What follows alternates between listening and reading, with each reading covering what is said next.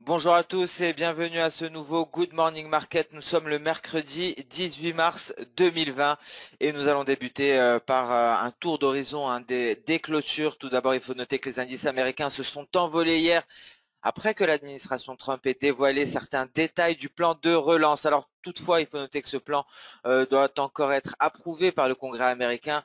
Malgré cela, dans ce contexte, le S&P 500 a terminé en hausse de 6%, le Dow Jones en hausse de 5,2% et le Nasdaq a progressé de 6,23%. Alors malheureusement, ce vent d'optimisme a commencé à s'estomper tout au long de la session asiatique. Alors le Nikkei japonais a terminé en baisse de 1,68%.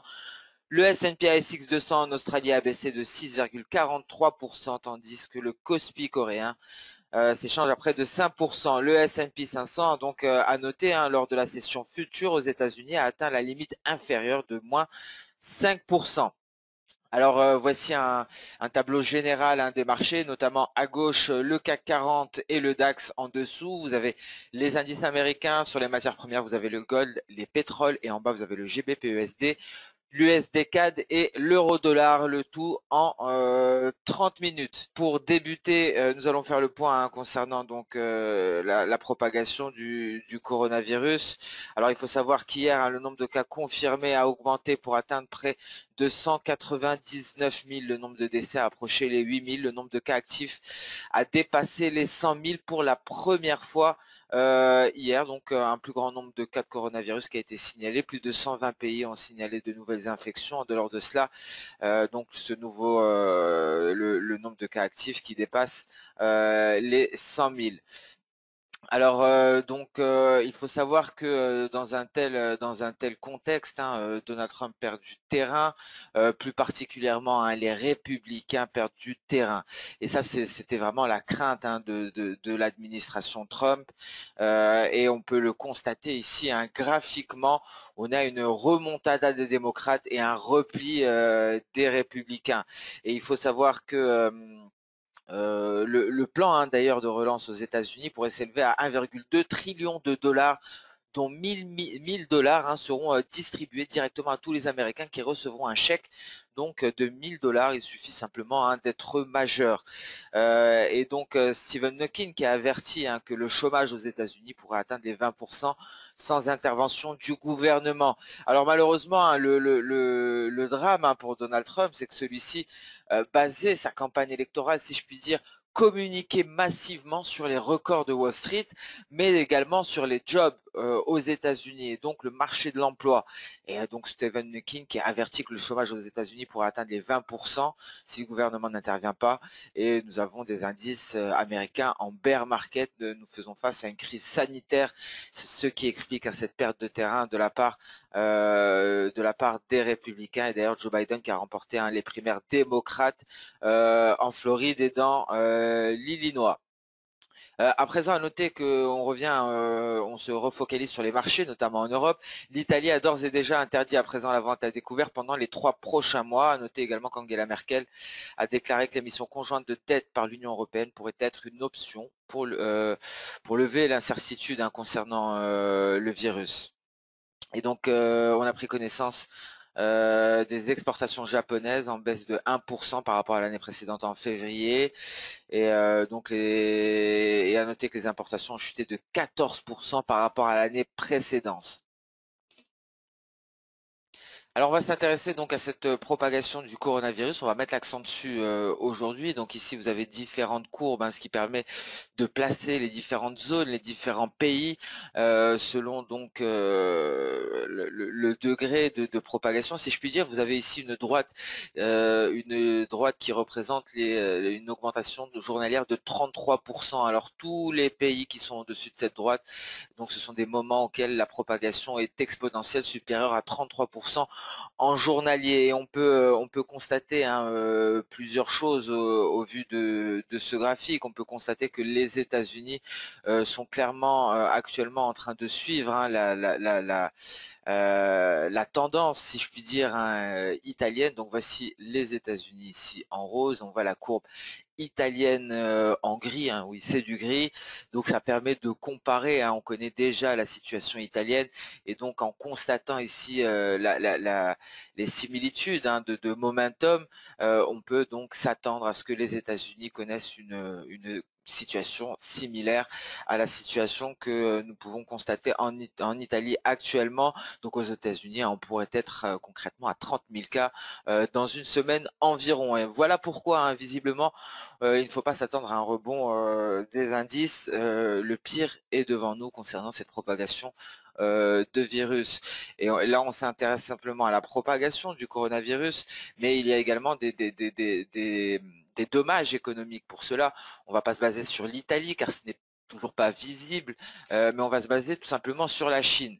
Alors la Chine voilà, on peut le voir ici, hein, la production industrielle en repli, c'est la courbe jaune ici. Nous avons également les ventes au détail en gris et nous avons les investissements. Donc vous voyez ce repli massif, hein, quels que soient quels que soient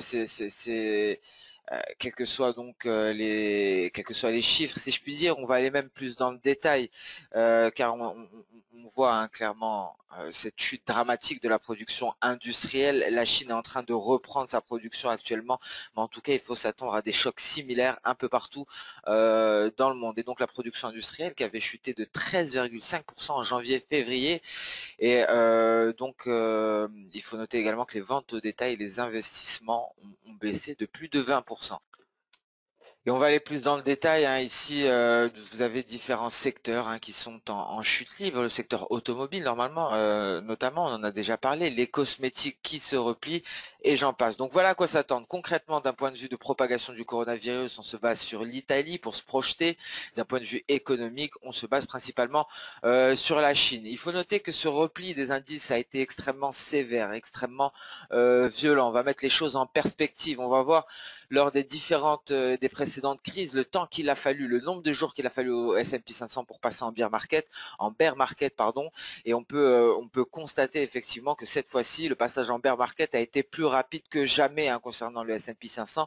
Il a fallu seulement 15 jours pour l'indice américain pour chuter de 20% depuis ses récents sommets historiques. Donc c'est un mouvement extrêmement violent, sans précédent, un passage en bear market en très peu de jours, en un temps record. Et donc ce graphique, c'est Bloomberg World Exchange Market Capitalization. C'est un indice de capitalisation boursière à l'échelle mondiale, et donc concrètement les marchés boursiers mondiaux ont perdu 27% depuis la mi-février, soit 23,8 milliards de dollars de capitalisation boursière, pardon. Donc une capitalisation boursière à l'échelle mondiale qui est en train de fondre à une vitesse, je vous le rappelle, une vitesse exponentielle. Et c'est dans ce contexte que les banques centrales, le balai des banquiers centraux se poursuit.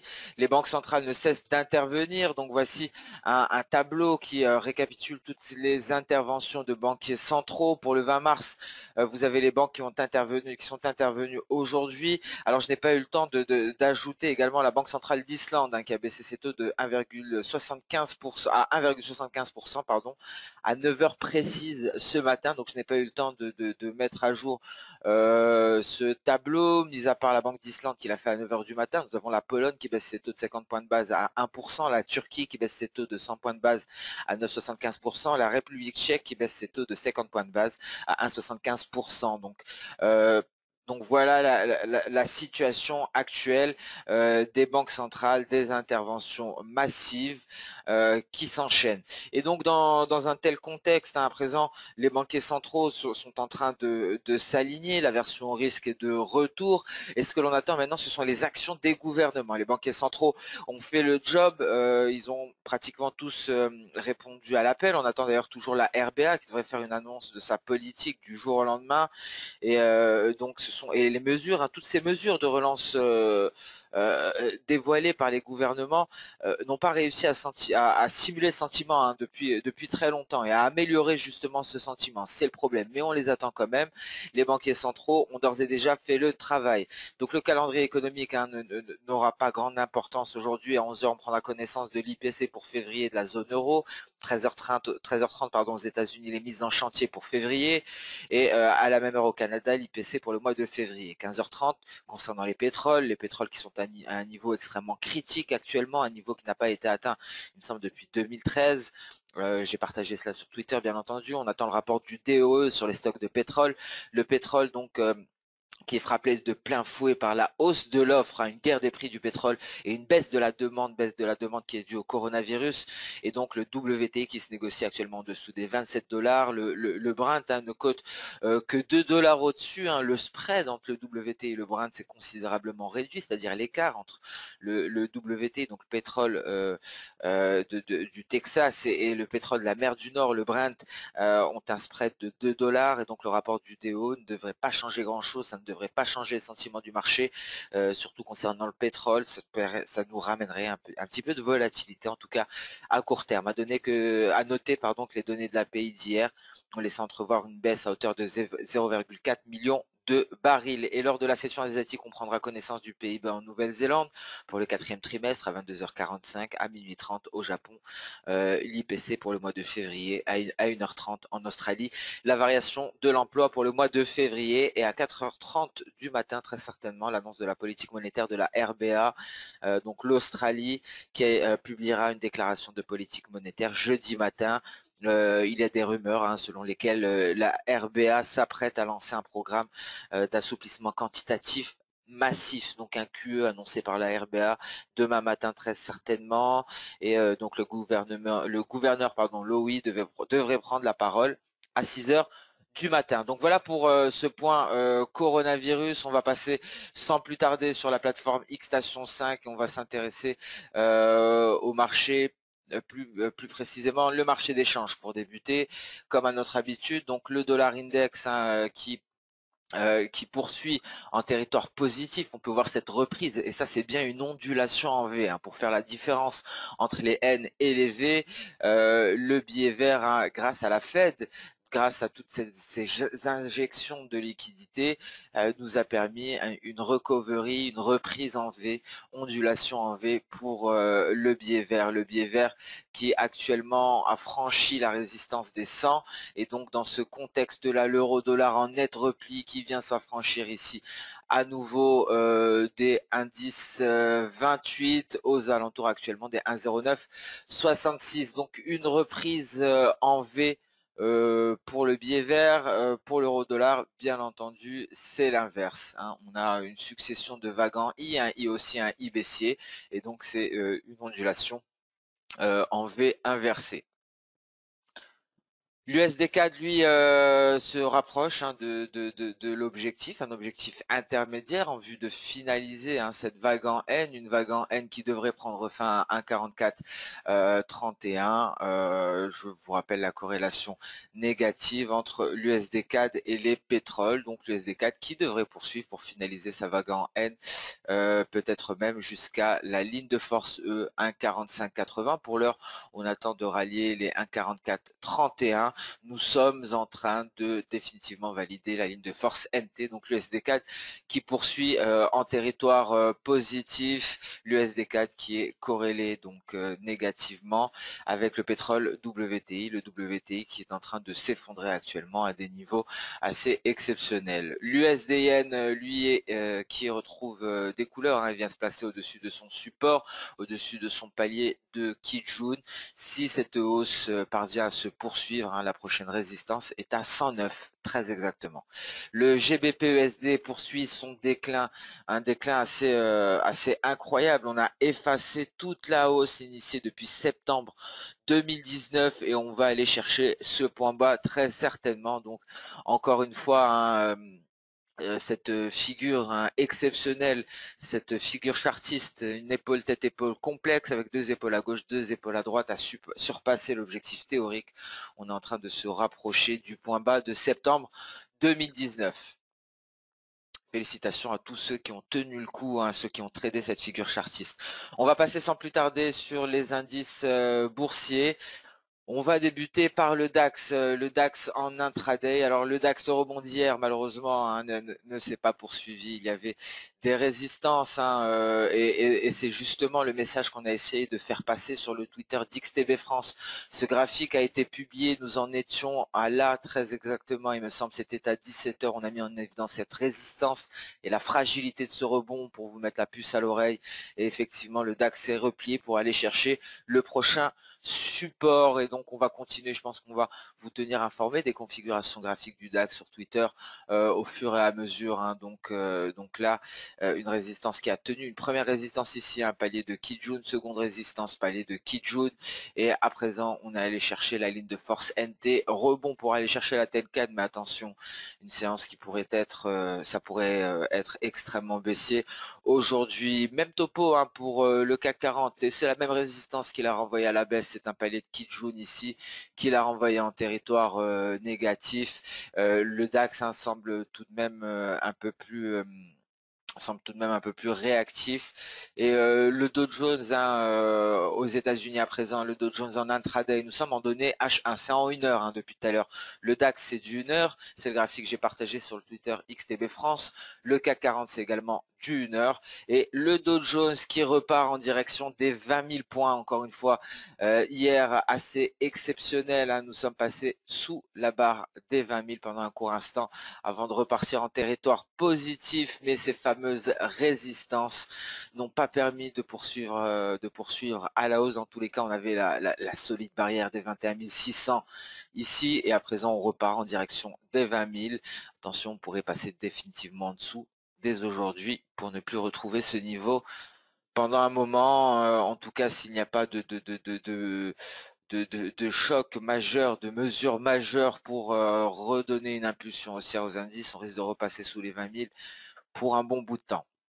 Et voilà la situation du S&P 500 en données mensuelles. On est en train d'enfoncer la ligne de force V, les 2435. On est en train d'intégrer le nuage actuellement. Voilà à quoi cela ressemble en données journalières sur le S&P 500. On est en train de s'affranchir de la dernière ligne de force, la ligne de force E qu'on a essayé de franchir à maintes reprises. Vous voyez ici ces mèches inférieures. On a tenté de s'en affranchir en vain. Aujourd'hui, ça pourrait être la bonne ici pour le S&P 500 qui s'attaque donc aux 2399, 2400 très exactement. Et donc la dernière ligne de force E de ce N baissier qui a été entamé lors du franchissement de la Kijun à 3300 points, très exactement le 24 février 2020. Le Nasdaq, même topo que le S&P 500 Nasdaq sur la dernière ligne de force, un ultime test peut-être en vue de franchir ce support qui a tenu grâce aux interventions et aux différentes réclamations, aux injections de liquidités de la Réserve fédérale américaine. Mais jusqu'à quand? Et lorsque ça va céder, la question sera jusqu'à où on va se replier, et ça bien entendu ce sera l'objet, hein, d'une vidéo très certainement spéciale dans les prochains jours. On va s'intéresser à l'or, hein, d'ailleurs, dès vendredi, webinaire spécial concernant l'or. Et le Dow Jones est déjà affranchi de sa ligne de force E, hein. Maintenant le Dow Jones, vous l'aurez compris, doit s'attaquer aux 20 000. Donc je vous le dis clairement, aux US, aux États-Unis, à moins qu'il y ait des circuit breakers toutes les 15 minutes, c'est-à-dire des disjoncteurs des marchés, on pourrait s'affranchir enfin de ces supports. Tout laisse à croire que ce sera la séance où on va s'en affranchir. Voilà le S&P 500 en intraday qui s'attaque à son dernier support, le Dow Jones, le Nasdaq qui est relativement éloigné pour le moment. On va passer sur les matières premières. On va débuter par le gold qui allait se rapprocher de son nuage en hebdomadaire. Donc c'est un graphique hebdomadaire. On a marqué le point D, hein, de toute façon, mais le gold, on va s'y intéresser plus particulièrement vendredi. Une vidéo, un webinaire spécial sur le gold qui est en repli, qui est en train d'enfoncer actuellement les 1508 $ l'once en direction donc des 1483, hein. Mais vous voyez ces mèches, ce support tient. C'est un très gros support, hein, c'est un palier de SSB, c'est le support qui maintient le gold lors de ces 3 dernières séance. Et les pétroles, on s'intéresse directement à de l'intraday. Les pétroles sont un seuil extrêmement critique. On va sur du journalier très rapidement pour voir, se rendre compte que ce sont des niveaux ici qui n'ont pas été atteints depuis 2016 sur les pétroles. Donc depuis le début, et ça c'est très intéressant de le constater, 2016, c'est la date de l'entente entre l'Arabie Saoudite et la Russie. C'est à ce moment-là que les Russes et les Saoudiens se sont entendus sur la production pour endiguer les cours du pétrole. Le résultat a bien été là, hein. Vous voyez cette magnifique hausse, et tout cela, toute cette hausse, c'est le résultat d'une entente diplomatique entre les Saoudiens et l'Arabie Saoudite. Alors visiblement, les Saoudiens et l'Arabie Saoudite ont décidé de faire une certaine, comment dire, c'est la théorie de Darwin, hein, c'est simplement le plus fort qui doit survivre, celui qui arrive à s'adapter, qui va survivre, c'est la sélection naturelle, c'est ce que l'on observe sur le marché pétrolier, et qui va être éjecté de ce marché, c'est le gaz de schiste américain. Donc c'est l'ordre mondial du pétrole qui est en train de changer, hein, et je cite en disant cela, je cite les Saoudiens, et donc visiblement les Russes et les Saoudiens vont prendre la main sur ce marché-là, ce qui va mettre hors jeu les Américains, et donc le gaz de schiste, visiblement c'est le but. On avait émis cette hypothèse lors du premier article spécial pétrole, spécial guerre du pétrole, hein, vous pouvez le consulter, c'était réservé à nos clients, c'est toujours disponible, et visiblement cette hypothèse se vérifie, hein, ce bras de fer n'est que de la poudre aux yeux afin de mettre au tapis le gaz de schiste américain. Et visiblement, cela devrait fonctionner car le coût de production du gaz de schiste américain est extrêmement élevé, et donc avec un prix du baril du pétrole extrêmement faible, toutes ces entreprises devraient faire faillite. Donc voilà où nous en sommes aujourd'hui. Retour au point de départ, au moment où l'Arabie Saoudite et la Russie a commencé à s'entendre, hein, d'un point de vue intraday en H1, donc en données 1 heure, on est au bord du gouffre, tout simplement. On a marqué un point bas à nouveau, on a 28,20 sur le Brent, sur le WT, nous sommes à 26,47. Et très rapidement le café qui poursuit ici son déclin. Pour ceux qui souhaitent profiter de ces mouvements sur le café. Le café, c'est un actif qui nous tient à cœur, hein, et donc il y a des opportunités, mais cette fois-ci, hein, on se focalise à la baisse. Nous avons un N clairement baissier sur le café, et voici l'objectif. Le premier objectif est clairement défini, ce sont les 98,30 pour le café à la baisse, et les prochains sont plus bas, hein, beaucoup plus bas. On a du 89,17 et du 84,83 ici en net repli, avec un USD BRL qui poursuit avec ses sommets historiques, ses sans précédents. On ne s'arrête plus, on n'arrête plus l'USD BRL, et donc le café qui devrait poursuivre actuellement. Le support a été sauvegardé hier, les 102,62, mais on va poursuivre le déclin jusqu'à 98,30. C'est la prochaine cible en vue de poursuivre ce N inversé, ce N baissé sur le café. L'avantage du café, hein, c'est qu'il le coût du point est extrêmement, comment dire, est extrêmement élevé, et la marge, hein, ce n'est pas gourmand en marge. Donc on a un coût du point pour un micro lot de 18 euros, 18 euros pratiquement, une marge de 187 euros. Et donc c'est-à-dire que si on vend, on gagne 18 euros à chaque fois que le café perd un point. Donc c'est très intéressant, c'est une matière première agricole, le mouvement est assez clair, hein, pour le moment. On est en pleine crise sanitaire, ça se replie, le SDVRL ne cesse de marquer de nouveaux sommets. Et attention au pétrole, hein, on est au bord du gouffre technique. En revanche, je recommanderais de rester à l'écart du gold, hein, lors des prochaines séances. Alors sur ce, hein, Good Morning Market touche à sa fin. Encore une fois, n'hésitez pas à poser vos questions sur YouTube, je pourrai y répondre en cours de séance. Merci à toutes et à tous pour votre présence. Je vous souhaite une excellente journée, une bonne séance de trading. Restez extrêmement vigilants. On est clairement sur des supports extrêmement majeurs, hein, sur les indices américains, et les indices européens font preuve de faiblesse, et donc visiblement l'accélération baissière devrait avoir lieu aujourd'hui. Dans tous les cas, c'est la configuration que l'on observe. On se replie massivement à hauteur de 10%. Le lendemain, on intervient, la Réserve fédérale injecte des liquidités, on progresse à la hausse à hauteur de 6 voire 8%, et le lendemain c'est reparti à la baisse. Donc prudence, je donne rendez-vous à nos clients à 15h15 lors du live trading. Sinon les autres, on se retrouve demain pour le prochain Good Morning Market. Excellente séance de trading à toutes et à tous, et à demain. Au revoir.